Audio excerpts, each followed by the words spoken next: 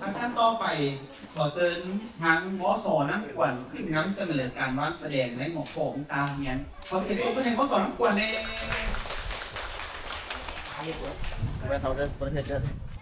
โดยส่วนมดก็ต้องขอสบายดีมาได้คือได้แก่ยกข้างๆเด็กพงหองบุกปะได้เปลี่ยนในครั้งที่3ครั้งนี้ข้าพเจ้าซึ่งวัย10 พรรษาผมด้วยนักเรียนปัจจุบันเรียนอยู่ชั้นมัธยมปีที่6เป็นตัวแทนมาจากโรงเรียนมสน้ำกวน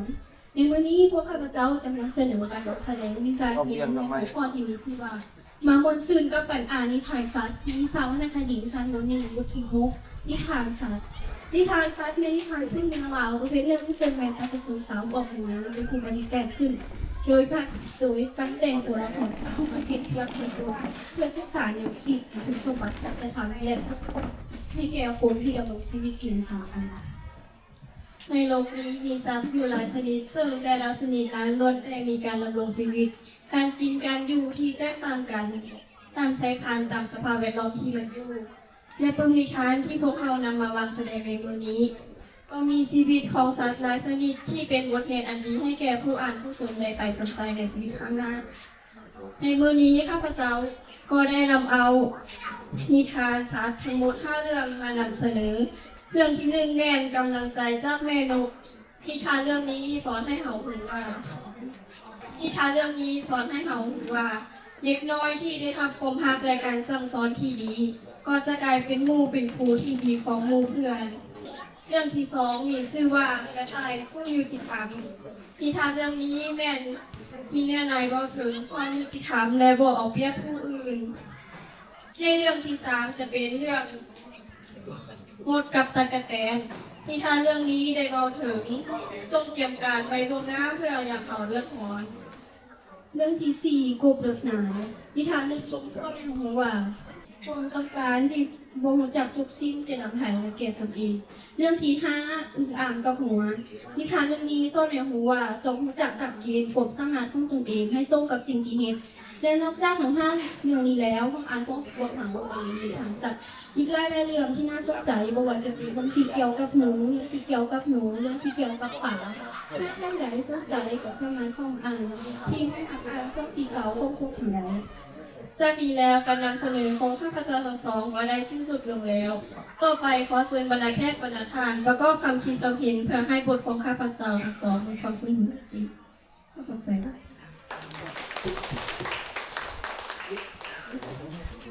รูปแบบของการวางแสดงเจ้าโฟมีคำเด็กเพียนสักน้อยที่ว่าอันนี้จุดที่1แล้วเป็นที่ว่าการนำเสนอห้อง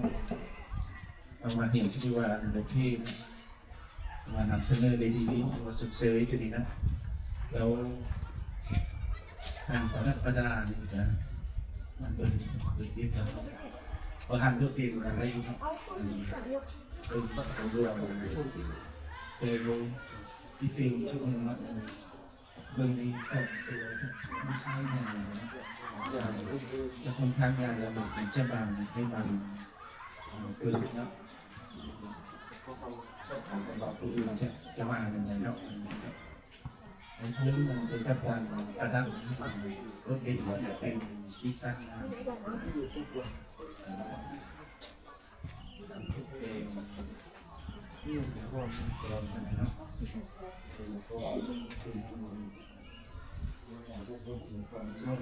ตื่นครับเด็กลิงก็จะลองมาเดินมาซึ่งแบบอาจจะเปิดจะสมสร้างความเป็นรูปถึงซีซั่น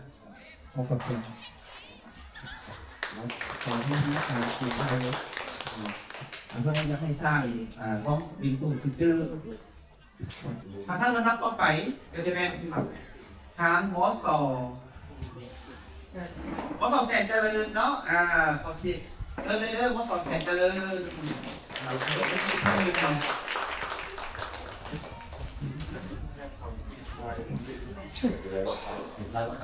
ที่มี2 สาววันนี้2 บ่าววันนี้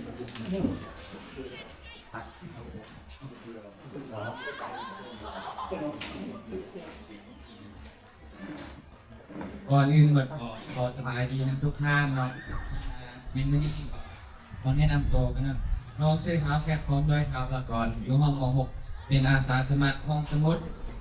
สารมาเล่นของมสแสนเจริญจะมาเสนอการวางแสดงของห้องสมุดมข้อวิชาเรียนในวิชาวิทยาศาสตร์ธรรมศาสตร์ม .1 บทที่3บทที่43การอนุรักษ์ป่าไม้การอนุรักษ์ป่าไม้ต้นไม้แต่ละต้นกว่าจะใหญ่เต็มที่ต้องใช้เวลาและความเอาใจใส่ดูแลจากศัตรูพืชจากศัตรูจากมนุษย์ฉะนั้นเอาบุกควานทำลายและควานข้อมือข้อมใจกันปลูกต้นไม้เพื่อทดแทนต้นที่ถูกทำลายไปและประโยชน์ของป่าไม้แม่นป่าไม้เป็นทรัพยากรธรรมชาติที่มีคุณค่าหลวงหลายทางเศรษฐกิจและการรักษาคุณภาพของสิ่งแวดล้อมรักษาน้ำและความชุ่มของดินทั้งเป็นแหล่งอาหารเป็นบ่อนอยู่อาศัยของสิ่งที่มีชีวิตและเป็นทางออกซิเจนอันมหาศาลส่วนพื้นที่พวกเฮาที่นำประกอบในมื้อนี้แม่นสารคดีเกี่ยวกับพาหนะเนาะแล้วก็ต้นไม้เตรียมเงินปลอดของพวกเฮาแล้วก็เด็กเลี้ยงแกะนิทานอีสปกับต้นตะกบของเท้าหมูเนาะก็เมื่อเที่ยงน้ำนี้เนาะสำหรับการเสนอการบันแสดงของพวกเราขอให้ทุกท่านออกความเห็นเลยเนาะ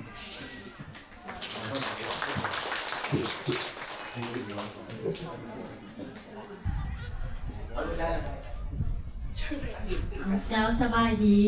ข้ออนุญาตเนาะอันได้เปลี่ยนความคิดคำเฮ็ดนำบทเรียนมอสแท้เจริญว่ามีแหงบันดาลใจหนังจริงเรือเขาห่อโคที่ว่าการอนุรักษ์ป่าไม้ขึ้นมาวางแสดงและนำเสนอให้โรงเรียนอื่นได้รู้นำ เพื่อให้อยากเขาเพื่อให้เขาอยากมึงว่าพระไม่เป็นสิ่งที่สำคัญต่อการดำรงชีวิตของคนเราไหมยกก้อนเนาะแบบเราสามารถเอาเมเน็ตแบบพวกเฟอร์นิเจอร์พวกตั้งพวกโต๊ะเกิดแบบนี้ได้เนาะและเราควรอนุรักษ์มันไว้เนาะ สบายดีเนาะนี่ต่างหน้าโมสองสาขาเนาะจีได้เปลี่ยนหนึ่งเพราะว่าเริ่มจากการแนะนำตัวเนาะแนะนำตัวเรียกว่าอะไรนะครับมีเข้าไปก็ในการยืนนะเท่านั้นเรียกว่าอีกเลยเนาะเอาเรามายืนแล้วนะเนาะต้องให้เราก็เลยนึงแล้ววันนี้การแสดงเนาะอยากถามว่าเป็นอย่างป๊อกคือใช้สีเหลืองก่อนนะมันเหตุผลอะไรได้บ้างว่าคือมีสีเหลืองก็เลย เพราะป่าไม่เป็นสีเขียวเนาะใส่สีเขียว ดีกล้องเนี่ย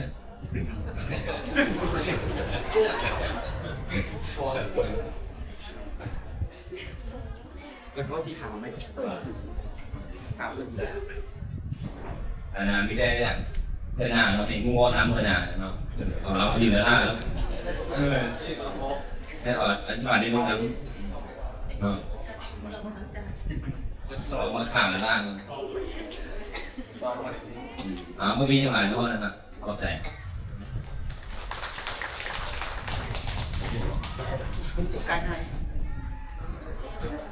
เจ้าสบายดีนะสักก่อนอื่นก็เรียนบรรดาอาจารย์ทุกท่านเนาะสำหรับข้าพเจ้าแต่งหน้าให้ผู้เรียนหมอโซสนาคามนักโคปกบแต่เราเรียนก็ถือว่าเป็นเทศได้ดีเลยเนาะว่ามันจะเป็นโรงเรียนหมอโซนักกวนหรือว่าหมอโซเส้นเจริญนะแต่ว่าจะประกอบในหนึ่งเราเกี่ยวกับการเขียนและการประดับประดาเราจะให้เพิ่มตัวนี้นี่แหละใส่เนี่ยเจ้าที่นี่เอาเป็นอะไรเนาะขอบใจ อันนั้นคนอื่นก็สบายดีเนาะหรือว่าข้าพเจ้าเนาะก็จะมีความคิดความเห็นน้อยนึงเนาะคือว่าการเราเรื่องแนะนำเนาะที่ว่าหัวข้อควบคุมเนาะที่ว่ามี5หัวข้อขนาดเนาะคือว่าโปรเห็นอธิบายเนาะคือว่าพระธาตุมรดกท้องถิ่นเนาะตั้งอยู่ระหว่างขอบเขตนั้นขอบเขตนี้ นะก็จะให้อธิบายให้ละเอียดเพิ่มเติมนี้ก็จะเนาะผมเนาะพอเข้าใจ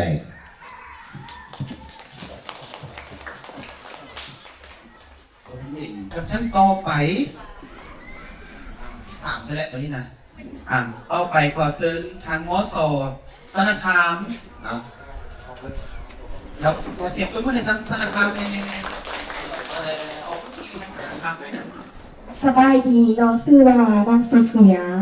โดยสบายดีและน้องชื่อว่าอินทซ่อนปทุมวงศ์หรือสิริวานฟิโนน้องมาจากมอโซสนาคามเป็นตัวแทนของห้องหักอ่านซ่อง79มื้อนี้น้องสิมาเว้าเกี่ยวกับวิชาเฉพาะด้านการเรียนซึ่งหัวข้อว่าวรรณคดีสั้นม.1 ข้อบทที่6หัวบทว่านิทานศัพท์ฟันพวกเขามาหูเกี่ยวกับรายละเอียดและมาอ่านพร้อมๆกันเนาะนิทานศัพท์เป็นนิทานพื้นเมืองเราประเภทหนึ่งซึ่งแมนประชาชนสาวผู้ออกเหตุงานเป็นผู้คนคิดประดิษฐ์แต่งขึ้นมาเปรียบเทียบใส่คนเพื่อศึกษาแนวคิดคุณสมบัติสัจธรรมและการดำรงชีวิตของคนเฮาข้อหนึ่งใหญ่นิทานสัตว์กำเนิดและขยายตัวมาคือแนวใด 1. เกิดจากการประดิษฐ์แต่งรวมหมู่ของประชาชนสาวผู้ออกแห่งงาน 2. การใช้ชีวิตติดแพทกับสัตว์ 3. ขยายตัวด้วยการเล่าซื้อทอดกันมาตั้งแต่สมัยโบราณจนฮอดปัจจุบันนี้ ส่วนข้อสอบใหญ่เนื้อในนิทานสัตว์แม่นได้สอบแซงถึงอย่างเด็กนิทานสัตว์แม่นได้สอบแซงถึงการเคลื่อนไหวแบบรวมๆและยังได้สอบแซงถึงการเปรียบเทียบแนวคิดและการกระทำของคนเพื่อสั่งสอนและตักเตือนคนเฮา 3. ศิลปะการประดิษฐ์แต่งนิทานสัตว์เป็นนิทานสัตว์มีหยังแดสาวผู้ออกแห่งงานแมนไดมูลไซศิลปะเขาหลายอย่างในการประดิษฐ์แต่งของนิทานสัตว์เส้นศิลปะเปรียบเทียบโดยทางอ้อมศิลปะที่มีลักษณะละครศิลปะที่มีลักษณะกราฟก่อนโดยแล้วยังมีเป็นไล่แบบที่ไล่เล่มที่เกี่ยวกับนิทานศาสตร์เข้าพวกเขาซึ่งในนั้นจะมีแบขี้น้อยแม่น้อยขี้ดื้อโดยอาจารย์นิทานแบน้อยขี้ดื้อต่อไปเสียงกบฮ้องม่วนอ่อนสอนเฮเดได้มาจากนิทานปืนเลือกเจ้านายและแล้วเป็นย่างโอนถึงแปดทีบได้มาจากนิทานเรื่องเฮากึมโมต่อไปจะเป็นตะกะแตนเส้นหูได้จากปึ้มหมดกับตะกะแตนขวยบ่มีเขียวทักเดืองเถิงได้จากนิทานอึ่งอ่างกับหัวและแล้วเป็นย่างเสื้อจึงมีหลายได้มาจากนิทานพี่น้อยและพี่กำพร้าและพี่น้อยโดยหายังหูในไหนข้อมันเป็นอย่างไรกันไปสอนหาอ่านอยู่ที่ห้องสมุดใดโดยเขาเข้าใจ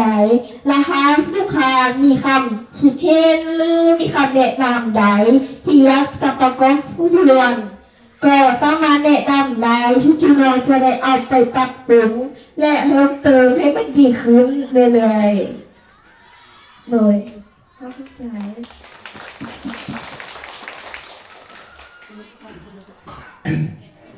ในไอใส่ใหม่ประเด็นเนาะก็เอื้อกับขอสมเสยเนาะเกี่ยวกับการนำเสนอของน้องๆเฮียนเนาะแต่ว่ามีอันนึงที่ว่าน้องๆเฮียนนั้นที่ว่าเสนอแล้วเพิ่นค้าบอกเพิ่นลืมหมดว่าเอาฟังบ่ทันพระจักเนาะอย่างหัวข้อใหญ่ที่ว่าเกี่ยวกับพวกเขามาอ่านนิทานสัตว์นำการพ่อเพิ่นบ่ได้เสนอตรงนี้เนาะเพิ่นอ่านเพิ่นแนะนำตัวเองแนะนำถึงวิชาข้อเลยเนาะอันนี้เราเปลี่ยนข้าพเจ้าฟังบ่ทันเนาะรอได้ไหนเนาะและอีกอันนึงเกี่ยวกับการวางแสดงปึ้มแต่ละปึ้มเนาะมีป๊อปทุกป๊อปแต่ยกเว้นปึ้มวันนี้เนาะคือว่าเราเพิ่งเห็นป๊อปเนาะแค่ว่ายิ่งใส่แล้วก็ที่ใดเนาะปึ้มนี้ยังไม่มีป๊อปเนาะและอีกอันนึงถ้าเรา เฮ็ดแบบแซ่บเขาได้เป็นนิทานส่วนหัวนิทานเรื่องสั้นเลยนะนิทานเรื่องเขาจะดีบอสแดงเป็นแต่ละอันแต่เป็นไฟเป็นได้ครึ่งเลยงานก็ดีบอสสินะเนาะแต่ว่าไฟนี้จะเป็นนิทานส่วนหัวบอสไฟนี้เป็นนิทานเรื่องสั้นบอสนี่นะเจ็ดงานก็ดีบอสนี่เป็น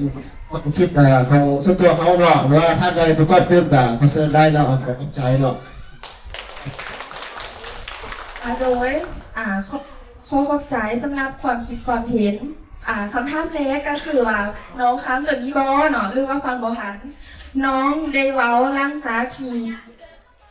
แนะนำซื้อแล้วมาจากเลยกะเป็นอาซาเนาะแล้วน้องก็ได้เว้าเพิ่มว่าซันพวกเขามาอ่านเกี่ยวกับรายละเอียดเล็บมาอ่านไปพร้อมๆกันเนาะน้องเว้าอย่างนี้เนาะน้องไม่ได้อ่านตัวนี้บ่ฮู้ว่าอาจารย์หรือว่าฟังบ่ทันหรืออะไรแล้วเขาโทรถาม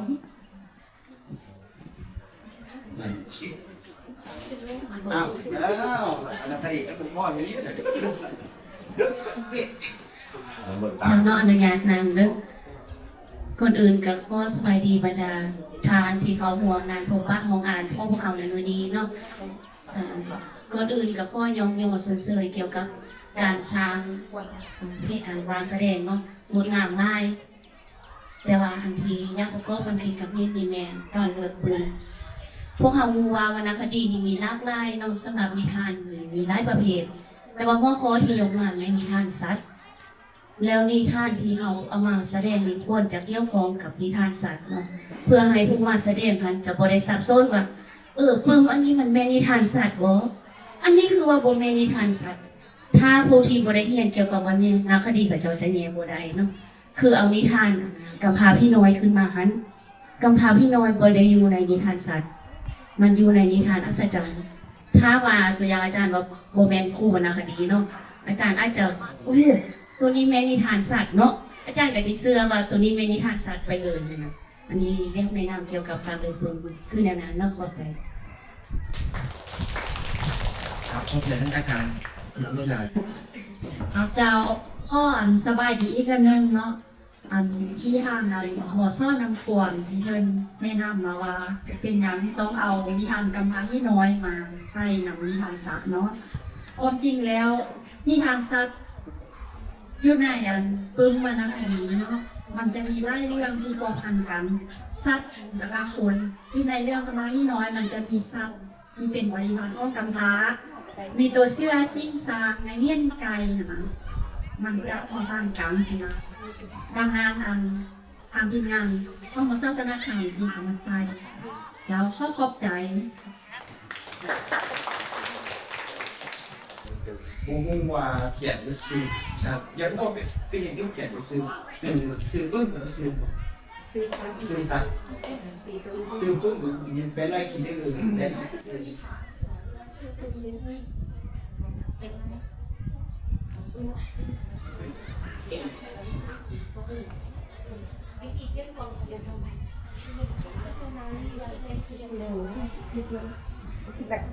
มันมีหลายๆแบบการเขียน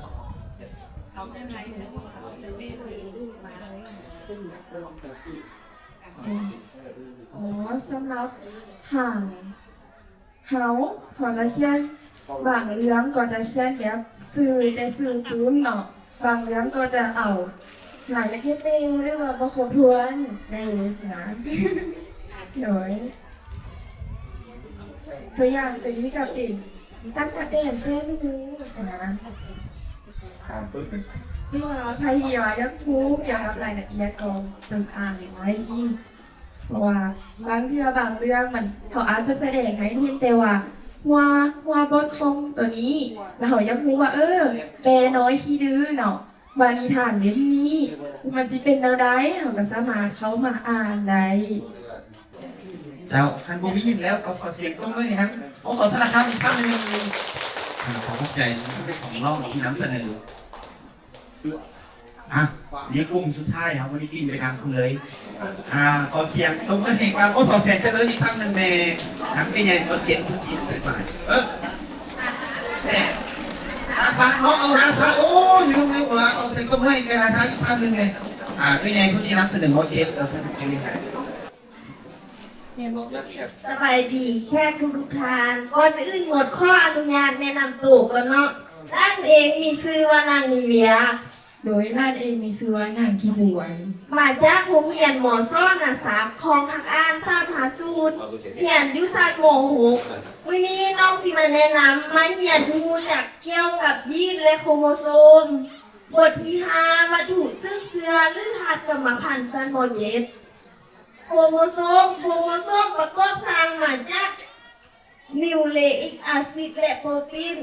มีลักษณะเป็นแห้งนิวเลอิกอาซิดส่วนไล่เป็นดีออกซิไฮโบนิวเลอิกอาซิดหรือเอิ้นอีกอย่างหนึ่งว่า DNA ส่วนไล่เป็นไฮโบนิวเลอิกอาซิด RNA อันนี้จะเป็นรูปแพทย์จำลอง DNA อันนี้จะเป็นรูปโครโมโซมอันนี้จะเป็นโครงสร้าง DNA ยีนแม่นหัวหน่วยควบคุมลักษณะทางกรรมพันธุ์ของสิ่งที่มีชีวิตยีนส่วนหนึ่งหรือทอนใดหนึ่งของ DNA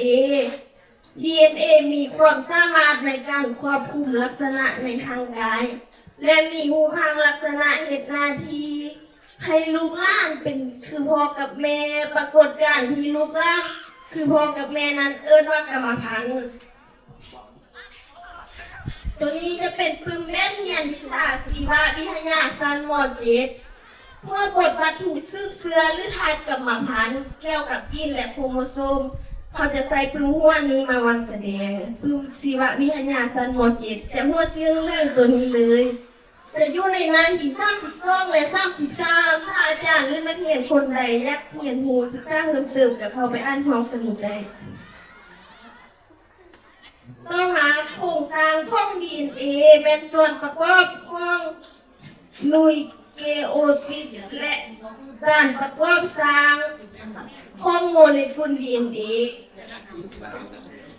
เขาจะใส่ปึ้งหัวนี้แนะนำจะเป็นปึ้งคู่มือการฝึกอบรม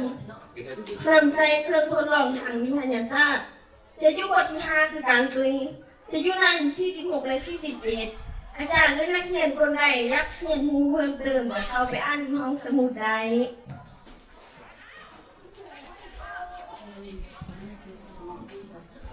ต่อมาการเจริญเติบโตของเพศหญิงและการเติบใหญ่ขยายตัวของเพศหญิงในเกณฑ์แต่ละอายุจะเป็นปึ้งหัวนี่เลยจะมีตั้งแต่ช่วงอายุแต่ละอายุเลยได้6 เดือนจนฮอด18-24 ปีจะอยู่ในปึ้งหัวนี้จะเห็นหุ่นแบบนี้เลยจะอยู่ในหน้าที่1เลยถ้าอาจารย์หรือนักเรียนคนใดอยากเรียนรู้เพิ่มเติมเกี่ยวกับปึ้งหัวนี้ก็ไปอ่านเลยต่อมาสรุปเนื้อหาวิทยาศาสตร์เกี่ยวกับมวลเลือดในระบบการหมุนเวียนของเลือดจะอยู่ในปึ้งหัวนี้ซื้อปึ้งว่าวิทยาศาสตร์ระดับม.ต้นม.1 ม.2 ม.3 จะอยู่ในทักหน้าที่16-57ในการแนะนำของน้องกับสิ้นสุดเพียงซ้ำนี้อาจารย์หรือนักเรียนคนใดมีอยากแลกเปลี่ยนกระทั่งใดข้อใจ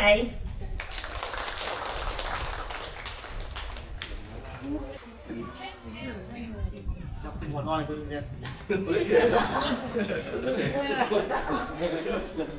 โดยปึ้งหัวน้อยจะเป็นปึ้งนั่นตัวเองขยายตัวข้อไม่หญิงเลยแต่ละอายุจะเห็นเลยจะเป็นแบบนี้เลยเนาะแต่ละอายุตอนน้อยตอนใหญ่ตอนเรื่อยๆไปจะเห็นแบบนี้เลยตอนน้อย6 เดือน4 ปี5 ปี8 ปี5 9 ปีก็จะสมีต่อมาก็จะเริ่ม12-13 ปีเริ่มมีขึ้นมาเนาะ ตอนต้นแล้วมาที่แข่งขันนี่คือ จะทำให้พอ เจ้าอีกตึงอันหนึ่งเสร็จก็เอิญกาก็เห็นของประธานทุกทานมาสันข้าพเจ้าก็ประกอบตัวที่เพี้ยนแล้วซึ่งชื่อว่าอันแต่เราเพี้ยนจะประกอบนะแสดงเนี่ยเราก็ถือว่าเพี้ยนดีจะสนอแต่ไปยักประกอบอันน่ะให้เพี้ยนหมอซ้อนนะซักเนาะเกี่ยวกับการเขียนนี่แหละแล้วก็การเขียนปอกนี่นะอย่างคนจะเจงเราเขียนก็อย่างยักอันเบิ้งอย่างยักมืดจูเสียเนาะแล้วก็การนำเสนอนี่ก็ยังการจับปึ้งนั่นแหละเนาะก็ชื่อว่าอย่างมันคือว่าจับปึ้งนั่นนะก็ถือว่าอย่างมันเลย ขัดเถื่อนภาษาเนาะจับเล็บอะไรอยู่สินะแต่ยังไม่เอาใจใส่จุดนี้เราจะซื้อไปแถวนี้แหละอาจารย์อื่นก็อื่นเนาะเราก็ขอบใจ เจ้าสบายดีตอนเช้าเนาะก่อนอื่นก็อยากที่ประชุมครอบครัวก็อันนี้อาจจะเป็นแบบแลกเปลี่ยนวัฒนธรรมเนาะอันนี้การเกมของเพิ่นเนี่ยก็คือว่าละเอียดเนาะกับค่อนข้างละเอียดดีเนาะก็ยกประกอบอีกหนึ่งก็คือการเขียนนิยามบอกเสร็จแล้วเนาะการเขียนนิยามมันก็เพิ่งไม่ใช่ไม่เห็นนะแล้วข้าพเจ้าว่าเนาะเขียนเป็นค่อนข้างหลากหลายไปเนาะการเขียนนิยามเนี่ยตามธรรมดาเขียนนิยามก็สิบ่หลายด้วยนี่ถ้าว่าใหญ่ที่จังหน่อยนึงก็สิเอาใครเนาะอันนี้การอธิบายจะเป็นนิยามของวิสาอันที่เป็นอธิบายมาหันเนาะอันที่นึงอันที่สองมาอยากให้การตกแต่งเนาะอยากให้มันมีสีสันในจังหน่อยนึงเนาะเติมให้มันมีสีสันโดยเขาสิออกแบบนั่นเองก็ได้เนาะก็คืออยู่สารคามเนี่ยก็ส่งเสริมเพิ่นเนาะออกแบบคือว่าได้ดีงามหลายเนาะก็อยากให้มีการตกแต่งนี่เนาะให้มันมีสีมีสันตึกเนาะและอันที่สามเนี่ยยังเพิ่มเติมก็คือว่าเพิ่นบอกมาเมื่อกี้นะครูอาจารย์มาบอกเป็นเรื่องของต่ออันนี้พระอาจารย์ก็ยังเพิ่มเติมเกี่ยวกับการเขียนป๊อปเนาะเขียนซีป๊อปเกียร์กับหนังสือแล้วมันกลมกลืนกันพวกเนาะมันกลมกลืนอันที่หนึ่งอันที่สองมาการที่เขาเขียนป๊อปเนี่ยเขาก็จะเป็นอธิบายหลายก็ได้เนาะเอาจะเอาย่อๆแต่ว่ามันเนื้อไหนมันจะลึกซึ้งเนาะอยู่ในกลุ่มที่เขาเอามาแสดงนะฮะเนาะแล้วอีกอันนึงก็ยักเอาปึ้งนอกเนื้อปึ้งที่เขาเอามาอยู่ในนี่วิสานี้ยังมีวิสาอื่นเพราะว่าที่สามารถเอามาใส่ได้เราจะมาเพิ่มเติมให้มันหลายกว่านี้เนาะเอาขอบใจ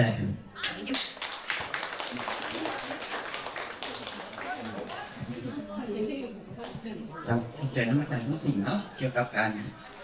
เป็นการแลกเปลี่ยนเนาะอาจารย์เนาะเป็นการแลกเปลี่ยนเกี่ยวกับการเขียนนิยามของบทของพวกเรา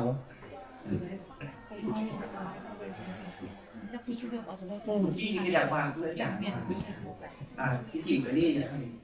เขียนเห็นใหญ่ขึ้นเห็นจุดนี้ก็เป็นจุดยืนเป็นจุดเด่นของวางเส้น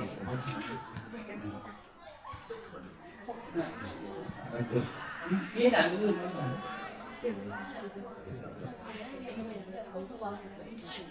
นะครับไปแล้วอันกวนไปแล้วแสนได้เลยมีปลีนี่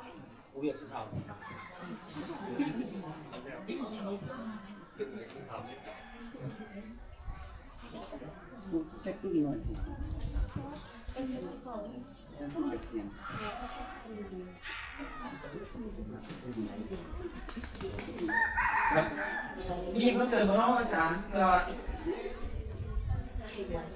เท่าแล้วมีอาจารย์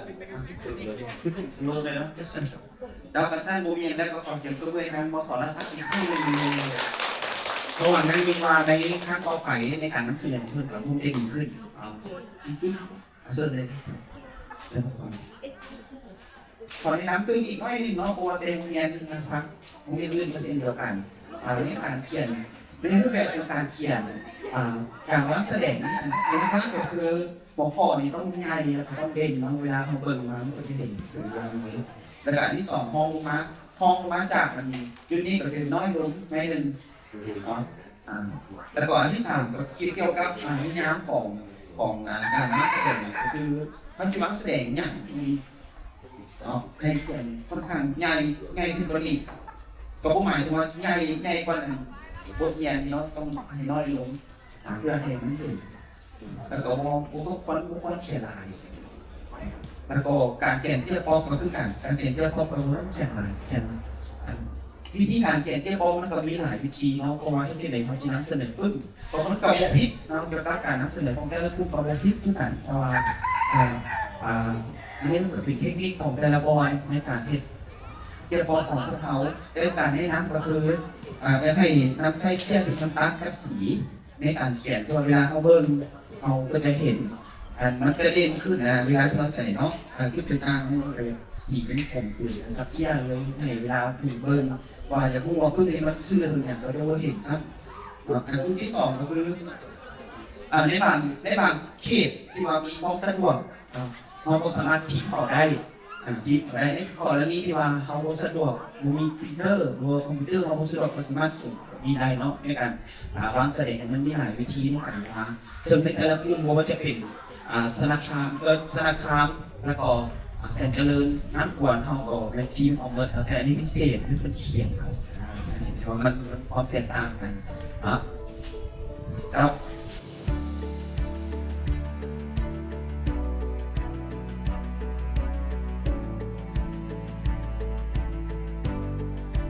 โรงเรียนที่ได้วางแสดงดีเด่นออกแมนโรงเรียนมส.น้ำกวนขอเชิญน้องทั้งสองขึ้นมารับรางวัลเลยเนาะขอเสียงตบมืออีกครั้งหนึ่ง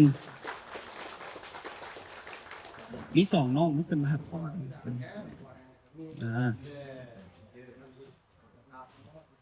อีกเท่านึงก็ให้ทางคณะพัฒนาการศึกษาขั้นบ้านเนาะทาง